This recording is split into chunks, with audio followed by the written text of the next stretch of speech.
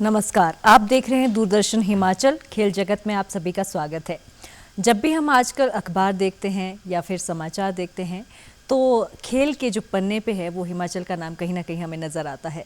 और हिमाचल का जब नाम रोशन होता है तो बहुत ही गौरव महसूस होता है, क्योंकि भारत में ही नहीं बल्कि विश्व में भी जब हिमाचल का नाम आगे बढ़ता है तो युवाओं के लिए एक शान की बात होती है और सभी के लिए ये एक शान की बात होती है। ऐसा ही एक क्षेत्र है, क्योंकि हर क्षेत्र में हिमाचल जो है वो खेल के क्षेत्र में आगे बढ़ता जा रहा है और हैंडबॉल भी एक ऐसा ही क्षेत्र है जिसमें हिमाचल आगे बढ़ता जा रहा है। तो आज हम बात करेंगे हैंडबॉल में बढ़ता हिमाचल। हमारे साथ है मनोज ठाकुर जी, जो कि कोच है हैंडबॉल के। तो आपका बहुत बहुत स्वागत मनोज, आप हमारे इस कार्यक्रम में। और आपका बहुत लंबा सफ़र रहा है खेल के क्षेत्र में, खास तौर पर जब हम हैंडबॉल की बात करते हैं। तो सबसे पहले आप ही के बारे में जानना चाहते हैं कि कैसे आप हैंडबॉल से जुड़े और हैंडबॉल को ही आपने क्यों चुना। बचपन में जब हम खेलते थे तो जब स्कूल में खेला करते तो हमारे पीटीआईज होते हैं, डीपीज होते हैं, तो स्कूल में अक्सर ये रहता है कि आप सभी तरह की गेमें खेलें। तो हम भी बचपन में हॉकी भी खेले, बॉक्सिंग भी खेले, लेकिन बाद में जैसे जैसे हमारी नॉलेज हमें गेन होने लगी तो हमारे एक बड़े भाई होते थे, मेरे बड़े भाई के क्लासमेट होते थे कॉलेज में, वो हैंडबॉल के एक बहुत अच्छे खिलाड़ी रहे हैं, रफीक जी। और आजकल वो अपने एजुकेशन डिपार्टमेंट में टीजीटी आर्ट्स के पद पर कार्यरत हैं। तो उन्होंने मोटिवेट किया, उन्होंने मुझे देखा कि इसमें कुछ है और ये हैंडबॉल में अच्छा कर सकता है, तो उन्होंने मुझे मोटिवेट किया और हैंडबॉल में आने के लिए कहा। तो हमारे वहाँ भी प्रशिक्षक होते थे, हरिकेश सर होते थे, श्यामलाल कौंडल जी होते थे, तो उनके सानिध्य में हम खेले और आहिस्ता आहिस्ता आहिस्ता हम खेलते रहे। जिला स्तर पे हम खेले, फिर उसके बाद हमने राज्य स्तर पर खेले, उसके बाद हमें राष्ट्रीय स्तर पर भी खेलने का मौका मिला। तो हम इस तरह हम जब हमने शुरू किया तो हमने पीछे नहीं देखा और हम भी लगातार खेले। जी, तो अभी हम काफ़ी समय से देख रहे हैं, जब हम न्यूज़ में देखा कि हैंडबॉल में हिमाचल आगे बढ़ता जा रहा है, काफ़ी सारे प्राइज़ भी आते रहे हैं। तो कैसे एक बच्चे को अगर हैंडबॉल से जुड़ना हो तो कब से उसे शुरुआत करनी चाहिए, या इस गेम में इंटरेस्ट है तो क्या उसका फिजिक रहना चाहिए, कैसी उसकी एजुकेशन रहनी चाहिए? देखिए, अगर बच्चे में इंटरेस्ट है, वैसे तो आप हम स्पेसिफिक जो एज होती है 6-7 साल से, अगर आपने एक अच्छा इंटरनेशनल लेवल का प्लेयर आपने तैयार करना है तो आप 6-7 साल के बच्चे को आप उसमें स्पोर्ट्स में डाल दीजिए। लेकिन जब भी आप उसे हैंडबॉल में डालें तो आप उसे ज़्यादा रूल रेगुलेशन के बारे में ना बता के उसे बॉल देके थोड़ा रिक्रेशन टाइम में उसमें बताएं। फिर उसकी जो एक्टिविटीज़ हैं उसको देख के आप में ये जो एक कोच होगा, प्रशिक्षक होगा, उसको ऑब्जर्व करेगा कि इसमें क्या कैपेसिटी है, किस लेवल तक ये खेल सकता है। और जब अगर स्टार्टिंग में बच्चे पे ज़्यादा रिस्ट्रिक्शन, ज़्यादा रूल रेगुलेशन, तो थोड़ा बच्चा बोरिंग फील करेगा। और जैसे ही वो 8-9 साल का जब बच्चा हो जाता है तो फिजिकली फिट, उसका स्टैमिना जो होता है, फ्लेक्सिबिलिटी, एंडोरेंस, सारे उसके ये जो ऑर्गन्स हैं वो भी डेवलप हो जाते हैं। तो उसी के हिसाब से 7-8 साल के बच्चे को हम अगर गेम में डालेंगे तो एक लंबा कैरियर उसका रहेगा और वो अंतर्राष्ट्रीय स्तर तक वो अच्छा रिप्रेजेंट कर सकते हैं। जैसे बहुत से लोग स्पोर्ट्स में, अब देखिए क्रिकेट तो सबसे पहले जानते ही है, सभी इसमें इंटरेस्ट लेते हैं, फिर कबड्डी होगी। एक हैंडबॉल को आप किस तरह से जोड़ते हैं कि कैसे एक अलग हटके आप स्पोर्ट्स को चुन सकते हैं, इस क्षेत्र को चुन सकते हैं? देखिए मैम, हैंडबॉल एक ऐसी गेम है जो पूरे विश्व में, पूरे वर्ल्ड की बात करूँगा, पूरे विश्व में आइस हॉकी के बाद सबसे फास्ट खेले जाने वाली गेम है। जिस तरह वर्ल्ड में अगर देखा जाए तो फुटबॉल को बहुत से लोग पसंद करते हैं, तो फुटबॉल के बाद हैंडबॉल भी एक ऐसा गेम है जिसमें बहुत सी कंट्रीज में, वर्ल्ड की बहुत सी कंट्रीज में खेली जाती है मैम ये गेम। और ये एक ऐसी गेम है, आइस हॉकी के जो ऑडियंस होते हैं उनको बहुत, क्योंकि बहुत फास्ट खेले जाने वाली गेम, वैसे इंडोर गेम है मैम। तो और इसमें ये टेराफ्लैक्स जो होती है उस पर ये खेली जाती है। लेकिन अभी हिमाचल में इतनी सुविधाओं का थोड़ा अभाव है तो हम इसको आउटडोर में ही अभी खेलते हैं। और हैंडबॉल बहुत अच्छी गेम है। अगर इसका इतिहास आप देखें तो ये जब 1978 से हिमाचल में है तो तब से लेके फर्स्ट टाइम 1984 में इसका नेशनल हुआ था मैम, जूनियर नेशनल बॉयज़ का। और उसके बाद 86 में भी नेशनल हिमाचल हैंडबॉल जो एसोसिएशन है उसने करवाया था। तो 1988 में 1988 में जब हमारी सब जूनियर नेशनल की टीम त्रिवेंद्र में गई थी तो सब जूनियर में पहला मेडल हिमाचल की जो झोली में पड़ा था वो सब जूनियर बॉयज़ में पड़ा था मैम, त्रिवेंद्रम में। और ये बहुत खुशी की बात थी। और उसमें हमारे संजय कौशल जी थे जो बहुत अच्छे इंडिया कैंपर हैं, बिलासपुर से ही हैं, डॉक्टर प्रवेश जी थे, काफ़ी अच्छे सीनियर प्लेयर थे हम हमारे वहाँ पे, जो आज भी मतलब उनकी जो मोटिवेशन और उनकी जो हमें हेल्प मिलती रहती है कोई भी अगर हमने इवेंट ऑर्गेनाइज करना। बिल्कुल, ये सही कहा आपने कि अगर मोटिवेशन शुरू से ही हो और जैसे कि प्राइज अगर उस समय आ गए थे तो आज के समय तो बढ़ता जाना चाहिए। और जैसे हमारा विषय है कि बढ़ता जाएगा हिमाचल, इसमें आप अपने इंस्टीट्यूट के बारे में बताएं और हिमाचल में अगर बच्चे जुड़ना चाहते हैं तो कहाँ आपका इंस्टीट्यूट है और कैसे इसमें? मैं जैसे आपको कि युवा सेवाएं खेल विभाग में हैंडबॉल प्रशिक्षक के रूप में कार्यरत हूँ। इसके अलावा हमारा डिपार्टमेंट है, उसका युवा सेवाएं खेल विभाग का एक राज्य खेल छात्रावास है मैम, कहलूर खेल परिसर बिलासपुर में, और ये 2005 से चला है जी।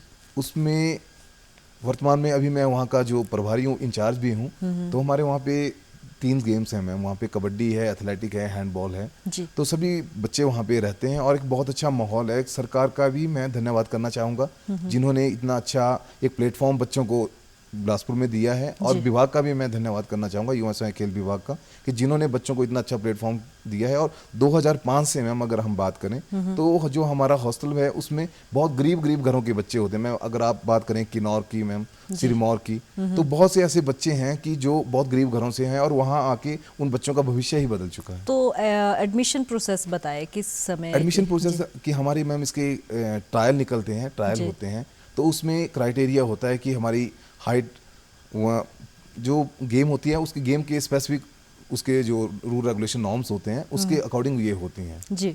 और उसके बाद उनकी हाइट वेट देखते हैं, उनकी फिजिकल फिटनेस देखते हैं, और बच्चा किस लेवल तक पहले खेला है कि राज्य स्तर पे खेला, तो उन बच्चों को वेटेज दी जाती है जी। और सरकार के माध्यम से उन्हें पूरे साल में मैम किट, 2 ट्रैक सूट, एक free of cost shoes, game shoes, socks और किट पूरी, और खाने पीने की सुविधाएं दी जाती हैं जी। और मैं इसमें सरकार का फिर एक बार धन्यवाद करना चाहूँगा। पहले हमारी जो डाइट मनी बच्चों की होती थी 120 रुपये होती है, लेकिन अभी हाल ही में वो 240 हो गई है, तो बच्चों को डाइट भी अच्छी मिल रही है। तो ये जो आपने बताया कि आपने जैसे प्रोसेस होता है एडमिशन का, ये सालाना लिया जाता है या क्या समय रहता है? सालाना होता है, क्योंकि जो बच्चे जॉब मैक्सिमम बच्चे जॉब लग जाते हैं या जो खेल के जो अपना एक अचीव गोल होता है उसको अचीव कर लेते हैं जी। तो उसके बाद वो बच्चे चले जाते हैं। और मैक्सिमम बच्चे हमारे हॉस्टल में अगर मैं बात करूं तो अगर 100% बच्चे तो 98% मैं कहना चाहूँगा कि वो बच्चे गवर्नमेंट जॉब्स में जाते हैं जी।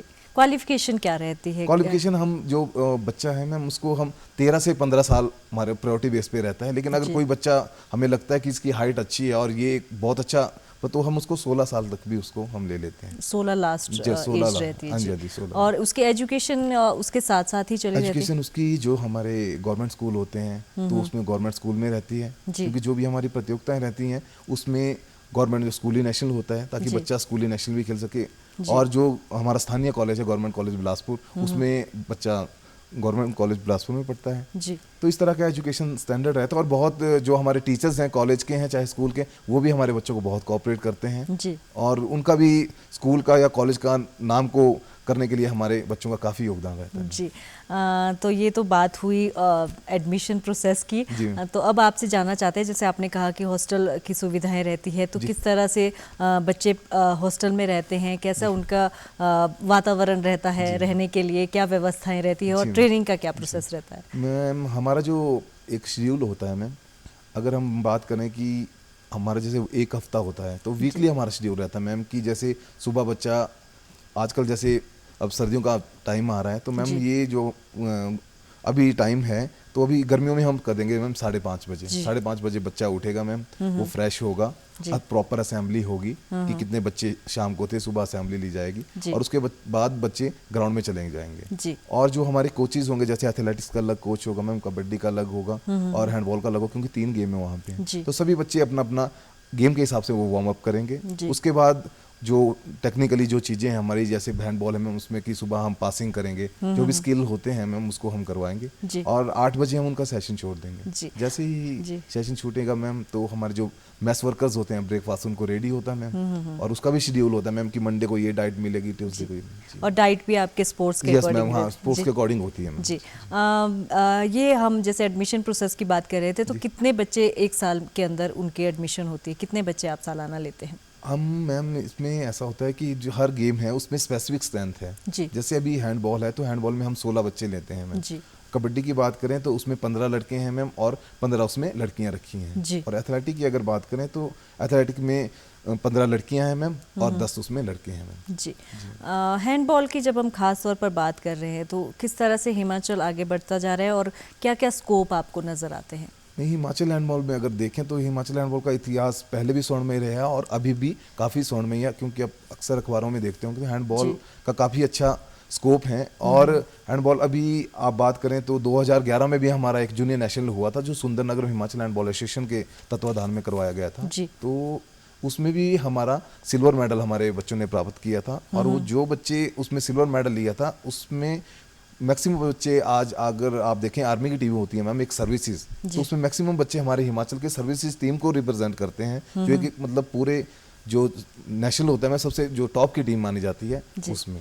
जी, बच्चों के दायरे से ही हम पूछना चाहते हैं, जैसे कि आपने कहा कि 13 से लेकर आपके शुरू हो जाती है एडमिशन, उसके बाद उनकी एजुकेशन भी साथ चलती रहती है, लेकिन अगर हम भविष्य की बात करें तो भविष्य किस किस तरह का भविष्य रहता है, किस किस टाइप की जॉब उन्हें मिल सकती है, और स्पोर्ट्स में ही अगर वो आगे बढ़ना चाहते हैं तो उसके क्या स्कोप है? अब जैसे मैम बच्चा पढ़ता है, बच्चा खेलने के साथ में आपको पता कि पढ़ना भी मैम बहुत ज़रूरी है। कि अगर बच्चा खेलने में अच्छा होगा, पढ़ने में अच्छा होगा तो एक अच्छा मुकाम हासिल वो कर लगता है। क्योंकि मैं आपको बता ही रहा था कि 2011 में जो हमारे बच्चे खेले उसमें से एक वरुण शर्मा हमारे स्पोर्ट्स हॉस्टल का खिलाड़ी रहा है मैम, वो इंटरनेशनल प्लेयर है और अभी वर्तमान में आर्मी में अपनी सेवाएं दे रहा है जी। तो जैसे जिस हिसाब की बच्चे की एजुकेशन रहेगी तो उसी हिसाब से उसकी नौकरियां, अभी अब अगर आप बात करें तो मैं आपको पहले भी बोल चुका कि चाहे वो TGT आर्ट्स हो, फॉरेस्ट हो, चाहे पुलिस हो, आर्मी तो मैम मतलब मैक्सिमम बच्चे हमारे आर्मी में हैं, तो सभी, और चाहे हेल्थ डिपार्टमेंट हो, तो सभी डिपार्टमेंट में बच्चे उनकी एजुकेशन के हिसाब से वो अपॉर्चुनिटी है। और बहुत कम बच्चे ऐसे हैं मैम जिनको की नौकरी नहीं मिल पाती है, बहुत कम, कि किसी मतलब बाय लक किसी का कुछ ऐसा या किसी को ऐसी कोई मेजर इंजरी हो जाए, अदरवाइज मैम सभी बच्चे। तो अभी तक का 25 साल का सफ़र आपका हैंडबॉल में किस तरह का रहा है, कैसे एक्सपीरियंस रहा है, उसके बारे में बताएं। मैम देखो, कोई भी काम करना होता है मैम तो उसमें उतार चढ़ाव जी तो आते ही रहते हैं, लेकिन आप उन मुश्किलों का सामना कैसे करते हैं, कैसे आप उनको फेस करते हैं, तो ये आप पे डिपेंड करता है। क्योंकि कोई भी चीज़ होती है मैम, तो अगर हम पढ़ते भी हैं तो मैम उसमें भी स्ट्रगल है, खेलना तो मैम खेलने में भी स्ट्रगल है, क्योंकि कहीं भी खून पसीना जब बहाना पड़ता है तो मतलब मुझे मैम याद है जब मैं भी खेला करता था तो मेरे काफ़ी दोस्त होते थे, पड़ोसी होते, तो मतलब जब हम जाते थे या हम आते थे तो कुछ हमारा भी उस टाइम मजाक उड़ाते थे कि ग्राउंड जा रहे हैं, आ रहे हैं, तो उस टाइम वो घूमते थे, फिरते थे, लेकिन हम उस चीज़ों से मतलब हम पीछे नहीं हटे मैम, हमारा डेस्टिनेशन चेंज नहीं हुआ। हमें पता था कि हमने क्या करना है, अगर ग्राउंड है, हमने जाना है तो हमने, हमारा कोई मुकाम है। और थोड़ा घर वालों का भी मैम सपोर्ट था, थोड़े सर्कल में भी सपोर्ट था, बड़े भाई था मैम तो उनका भी काफ़ी सपोर्ट रहता था। और जितने हमारे गुरु जी, हमारे कोचेज होते थे, उनका भी स्पेशल तौर पर मैं धन्यवाद करना चाहूँगा कि उनका मैम सभी का योगदान टाइम पे मिलता रहा। बिल्कुल, ये आपने अच्छी बात कही, क्योंकि पहले के समय में जो है वो खेल को सिर्फ यही मानते थे कि सिर्फ टाइम पास के लिए खेलो और बाकी पढ़ने में ज़्यादा ध्यान दो, लेकिन आज के समय की जब हम बात करते हैं तो हर क्षेत्र में जैसे हिमाचल आगे बढ़ता जा रहा है तो स्पोर्ट्स की तरफ भी ज़्यादा ध्यान दिया जा रहा है। तो आपके और भी सेंटर चले रहते हैं या फिर बिलासपुर में ही? बिलासपुर, जिला बिलासपुर में कहलूर जो हमारा स्पोर्ट्स कॉम्प्लेक्स है वहाँ पे सेंटर चलता है मैम। इसके अलावा मैडम हमारे एक मलारी है मैडम, वहाँ पे हमारे आर्मी के कोच हैं, बहुत अच्छे कोच रहे हैं जी, उनका भी वहाँ पे सेंटर चलता है। इसके बाद घुमारवी में एक बछड़ी गांव है मैम, वहाँ पे घुमारवी के साथ ही लगता गांव है, तो वहाँ पे भी गर्ल्स का सेंटर चलता है, वो भी काफ़ी अच्छा सेंटर है जी। बाकी मैम हमारे सुंदरनगर में हमारे अशोक सर हैं, उनके सानिध्य में भी मैं खेला, बहुत अच्छे कोच रहे हैं जी। वो भी वहाँ पे अभी मेरे जब मैं हॉस्टल से खेलता था तो वो हॉस्टल में होते थे और आजकल वो सुंदरनगर में अपनी सेवा ने, उनका भी बहुत अच्छा सेंटर है।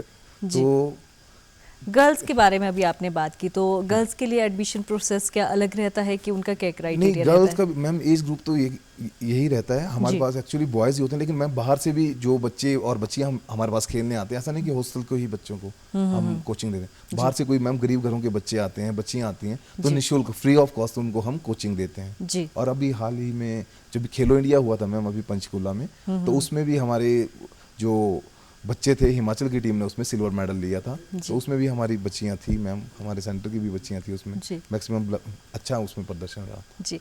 आपका कैसा सफ़र रहा 25 साल में? जैसे कोच के तौर पर आप अब है कोच के तौर पर जॉब कर रहे हैं, लेकिन उससे पहले एज अ स्पोर्ट्समैन और उससे पहले ट्रेनी हम कह सकते हैं, तो इसके बारे में थोड़ा सा बताएं। जब हमने शुरू किया था, मैं आपको वही बताऊं कि हमारा स्कूल है बॉय स्कूल, वहाँ एक ग्राउंड होता है, मैं रेतीला ग्राउंड होता था। जो फैसिलिटीज आज हैं वो उस टाइम नहीं हुआ करती थी। मुझे आज भी याद है कि मैम एक लोहे की पाइप के पोल होते थे और हरिकेश गुरुजी होते थे हमारे सर, एक जो पटियाला से होते थे और साई के कोच थे। उसके बाद हमारे श्यामलाल कौंडल जी थे मैम, वो भी इंटरनेशनल रेफरी रहे हैं और बहुत अच्छे कोच रहे हैं और हिमाचल हैंडबॉल एसोसिएशन के सेक्रेटरी भी रहे हैं। उनके पास हम खेले। अशोक सर थे हमारे, जो मैं बोल चुका हूँ, वो भी उनके पास भी हम खेले।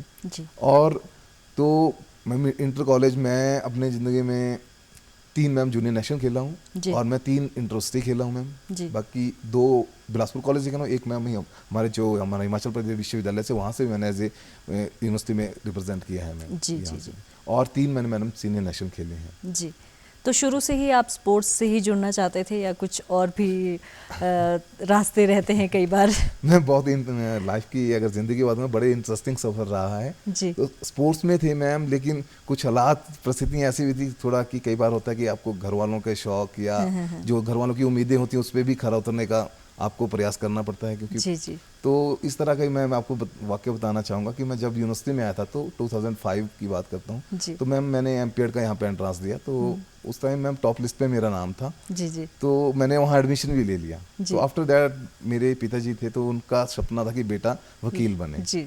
तो मैम एडमिशन घर वालों को कि नहीं जी वकील ही बनना है, तो मैम मैंने उस टाइम तो मैंने छोड़ दिया, मेरे को छोड़ने के लिए फोर्स किया गया, नहीं बोलना चाहूँगा, लेकिन फिर मैं लॉ में चला गया मैम। तो लॉ के जब मैंने 2005 से 8 तक मैंने लॉ पास करी मैम यहाँ इसी हिमाचल यूनिवर्सिटी से। तो आफ्टर दैट मैंने एमपीएड में मैं दोबारा एडमिशन ली जी। तो मैंने एमपीएड में एक स्पोर्ट्स का एक जो सपना था एक मतलब पैशन था एक मतलब, तो उसमें मैं दोबारा मैम वहाँ पे गया जी। तो 10 में मैंने वो कंप्लीट की। उसके बाद मैं वकालत का था, ठीक है, तो मैंने हाई कोर्ट में मैं यहाँ पे मैंने 9 महीने यहाँ पे वकालत की है जी। अपने यहाँ में मैम होते थे हमारे एडिशनल एडवोकेट जनरल होते रूमा कौशिक जी, उनके सानिध्य मैंने यहाँ पे प्रैक्टिस की जी।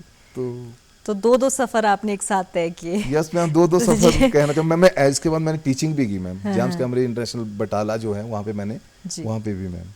तो आज तक का अगर हम सफ़र माने तो कौन सा सबसे ज़्यादा यादगार या फिर सबसे अच्छा सफ़र आपका रहा है? देखिए मैम, सफ़र तो मैम सभी अच्छे थे और सभी में मैम मेहनत की। ऐसा नहीं था कि हमने प्रोफेशन चुना उसमें हम फेल पाए गए, हमने मेहनत की मैम। और ऊपर वाले का भी मैं धन्यवाद करना चाहूँगा कि उसने भी पूरा साथ दिया, और जो हमारे पेरेंट्स थे चाहे हमारे दोस्त थे सभी का हमें सहयोग मिला। वकालत में भी हम अच्छे अधिवक्ता के तौर पर 6 साल मैंने बिलासपुर में भी अपनी अधिवक्ता वहाँ पे प्रैक्टिस की है जी। तो बाकी जब स्पोर्ट्स में मैम ये पैशन था, एक सपना था, और वही बात होती है कि अगर आप किसी स्कूल में पढ़े वहाँ पे आपको प्रिंसिपल बनने का मौका मिले, क्योंकि जिस ग्राउंड में आप खेले हो वहाँ पे आपको कोच बनने का मौका मिले, तो मैं नहीं चाहता कि इससे ज़्यादा सौभाग्य किसी के लिए जी। ये बहुत ज़रूरी होता है बैलेंस बनाना, क्योंकि मुझे लगता है कि बहुत सारे युवा होते हैं जो जिन्हें स्पोर्ट्स में कहीं ना कहीं किसी न किसी फील्ड में शौक होता है, लेकिन शिक्षा और खेल को हम बैलेंस कैसे रख सकते हैं ये आपसे जानना चाहते हैं, क्योंकि शिक्षा का भी अपना एक बहुत जरूरी है, एजुकेशन का भी। मैं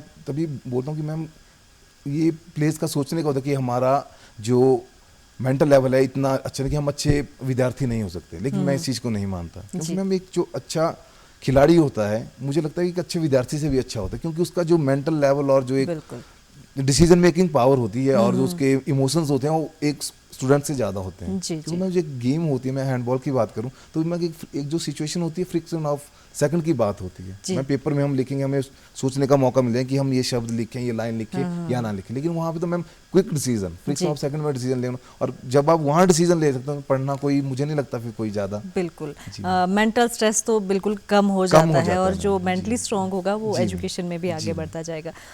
अब आपसे ये जानना चाहते हैं, क्योंकि ट्रेनिंग हर चीज़ की टफ होती है, हैंडबॉल के बारे में बताएं किस तरह की ट्रेनिंग रहती है और बच्चे को क्या क्या चीज़ों का ध्यान रखना चाहिए अगर वो इस स्पोर्ट से जुड़ना चाहते हैं खास तौर पर? देखिए मैम, हैंडबॉल मैंने आपको पहले बोला बहुत आइस हॉकी बाद सबसे फास्ट खेले जाने वाली गेम है, तो इसमें एक अच्छा खिलाड़ी होने के लिए ma'am speed, strength, endurance, flexibility, ये चीज़ें मतलब मोस्टली ये प्लेयर में होनी चाहिए। और कोई भी गेम हो मैम, हाइट का थोड़ा वेटेज वो भी रहता है कि अगर वो हो तो उसकी रीच अच्छी होगी, तो ये भी मतलब रहता ही। और बाकी जो प्लेयर्स हैं उसका ये है कि उसका इंटरेस्ट कितना है। जी। कई प्लेयर हमने ऐसे भी देखे मैम कि जिनकी हाइट इतनी अच्छी है लेकिन वो इतना परफॉर्म कर जाते हैं कि आप सोच भी नहीं सकते। जी जी जी मैम। तो ये एक पैशन और जी सब चीज़ें इकट्ठी होनी जी चाहिए, मैम। इंटरेस्ट भी होना चाहिए और जी मैम। आपकी क्षमता जी भी उस जी हिसाब मैम। से होनी चाहिए।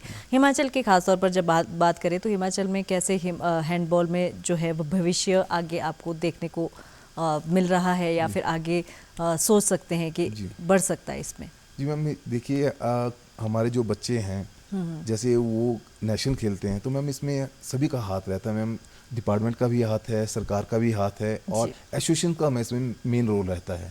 तो एसोसिएशन का जो हमारी हिमाचल हैंडबॉल एसोसिएशन एक बहुत अच्छी एसोसिएशन है मैम। जी। इसमें पहले हमारे जो 1978 में शिव कुमार पराशर जी होते हैं मैम उन्ना से, जिन्होंने स्टार्ट किया था जी। और बहुत अच्छा उन्होंने काम किया है, उन्ना जिले से थे। उसके बाद हमारे नंद किशोर जी हैं मैम, जिला बिलासपुर से हैं, वो भी काफ़ी हैं अच्छे हैं, और श्यामलाल कौंडल जी, ये ऐसी शख्सियतें हैं मैम जिन्होंने हिमाचल हैंडबॉल को एक नया नाम दिया। जी। और ये सदैव मैम तत्पर रहते हैं, कोई भी टीम अगर जानी होती है कि कोई भी बच्चे को किसी भी तरह की प्रॉब्लम, कोई फाइनेंशियल प्रॉब्लम, तो ये अपने आप से। और मैं आपको बात बताना चाहूँगा, मैं हमारे सेक्रेटरी अपने नंद किशोर जी हैं, उनका एक बड़ा इंटरेस्टिंग एक चीज़ है कि मतलब एक बार नेशनल होना था मैम, तो कई बार जैसे पैसों की कमी आ जाती है तो वो मतलब हैंडबॉल के लिए इतना मतलब उनके लिए हैंडबॉल सब कुछ है, तो उन्होंने अपना घर मैम गिरवी रख दिया था, अपने घर पे लोन ले लिया था और तब वो नेशनल उन्होंने करवाया था। तो इस तरह के आदमी जब रहेंगे मैम तो मतलब हमें भी मोटिवेशन मिलती है, तो हम भी कुछ भी करने और कर गुजरने की हिम्मत रखते हैं। जैसे आपने नेशनल इंटरनेशनल की बात की तो यही जानना चाहते हैं कि जैसे 13 साल में आपके पास बच्चा आता है, कितने साल वो रहता है और कैसा प्रोसेस रहता है, उसकी जो एक्टिविटीज़ रहती है उसके बारे में बताएं। मैम 13 साल का बच्चा आ जाएगा, क्योंकि हैंडबॉल एक ऐसा है मैम कि ये ज़्यादा दूर दराज के क्षेत्रों में नहीं खेला जाता, तो हमें मैम बेसिक से बच्चे को सिखाना पड़ता है। तो बच्चा मैम आता है, वो स्कूली स्टेट खेलता है, उसके बाद स्कूली नेशनल खेलता है, फिर वो जूनियर नेशनल खेलता है मैम, सीनियर नेशनल खेलता है। लेकिन जो भी बच्चा हमारे पास आता है मैम, वो कुछ ना कुछ अचीव करके हमारे पास वो जरूर जाता है। ऐसा नहीं कि कोई भी बच्चा कि वहाँ से खाली हाथ वापस लौटे या वहाँ से किसी का कैरियर ना बने। तो मैक्सिमम सभी बच्चे जितने भी आते हैं वो कुछ ना कुछ अचीव करके वहाँ से निकलते हैं। तो आपकी जो एक्टिविटीज़ रहती है वो ईयरली कोई आप कॉम्पिटिशन्स वगैरह भी करवाते हैं और आगे आप इंटरनेशनल वगैरह के लिए कैसे भेजते हैं बच्चों को? जैसे मैम हमारे बच्चे होते हैं डिस्ट्रिक्ट लेवल पे, पहले मैम मैचेस होते हैं, फिर स्कूली मैम उनके होते हैं, फिर उसके बाद स्टेट होता है मैम पूरे, जिसमें पूरे ज़िले की टीमें होती हैं, और जो फिर पूरे जिला हिमाचल से पूरे जो टॉप के प्लेयर्स होते हैं मैम, उनको हम फिर उनका मैम बाकायदा कैंप लगता है जी कि कौन प्लेयर किस पोजीशन पे एक्यूरेट है, कहाँ पे किसको खिलाना। फिर उसके बाद नेशनल में जाके मैम वो जाते हैं। और अगर देखा जाए तो मैम हिमाचल हैंडबॉल में अंतर्राष्ट्रीय स्तर के बहुत से खिलाड़ी निकले हैं। अजनीश चौहान जी हैं मैम, नेवी में कैप्टन रहे हैं, हमीद खान जी हैं, संजय कौशल जी हैं, इंडिया कैंपर हैं, डॉक्टर प्रवेश शर्मा हैं मैम, वो भी इंडिया कैंपर रहे हैं, और रमन है मैम, अजय जी हैं, वरुण जी हैं जी। तो बहुत से हमारे हॉस्टल के मैक्सिमम ज़्यादा 8 से 10 खिलाड़ियाँ से जो इंडिया कैंपर रहे हैं मैम बच्चे जी। और प्रैक्टिस सब चीज़ों के लिए ज़रूरी है। प्रैक्टिस कितने समय ये हैंडबॉल है जो प्रैक्टिस मांगता है और कितने प्रैक्टिस आपको करनी पड़ती है? जो हमारा शेड्यूल रहता है, सुबह आपको पता कि 5:30 से 8 बजे तक, और शाम को जो 4 बजे से हमारा शेड्यूल चलता है, और वो 7:30 ऑलमोस्ट की पहले छोटे बच्चे खेलेंगे, फिर बड़े बच्चे खेलेंगे, और हमें जो सीनियर्स होते हैं उनका भी काफ़ी मोटिवेशन मिलता है, वो भी दूर दराज से जो भी होते हैं वो भी बच्चों को के साथ खेलने आते हैं। तो जैसे आप देखते हैं हिमाचल के हमारे यूथ है, चाहे लड़के हैं या लड़कियां हैं, हाइट भी अच्छी रहती है क्योंकि पहाड़ी क्षेत्र के बच्चे होते हैं, तो कैसे आप मान सकते हैं कि भविष्य उनका उज्जवल हो सकता है अगर वो हैंडबॉल से जुड़ते हैं? देखिए मैम कि हैंडबॉल एक ऐसी गेम है कि मतलब इसमें ज़्यादा खर्चे वाली गेम नहीं है। अगर आप इसका कंपैरिजन क्रिकेट से करें कि आपकी बैट लेना पड़ेगा, पैड, तो ये मैम एक बॉल चाहिए और इसमें गोल पोस्ट चाहिए, इतनी कॉस्टली गेम नहीं है कि, और आप कहीं भी अगर स्कूल में कहीं भी इसको स्टार्ट करना चाहें तो इसको बड़ी आसानी से आप स्टार्ट कर सकते हैं। और मैम इसके लिए ज़्यादा देखो 40 मीटर इसका एरिया होता है जो लेंथ होती है, और ब्रीथ इसकी 20 मीटर्स की रहती है। तो एक मतलब बिल्कुल आसान तरीके से कहीं भी आप इसको शुरू कर सकते हैं। 40 मीटर ग्राउंड किसी भी स्कूल में आराम से उपलब्ध, मतलब किसी भी स्कूल में छोटे क्षेत्र में ये हैंडबॉल की प्रैक्टिस की जा सकती है। स्कूल लेवल पे भी ये प्रैक्टिस होती रहती है? स्कूल लेवल पे होती है मैम, कॉलेज लेवल पे। चलिए, बहुत अच्छा लगा आपसे ये जान के, और आज हमने बात की हैंडबॉल में बढ़ता हिमाचल, और हमारे साथ मनोज ठाकुर जी थे जो कि कोच है हैंडबॉल के। तो बहुत बहुत धन्यवाद आपका इस कार्यक्रम से जुड़ने के लिए। तो आज खेल जगत कार्यक्रम में बस इतना ही। आप यूं ही बने रहिए दूरदर्शन हिमाचल के साथ नई नई इन्फॉर्मेशन के लिए। धन्यवाद।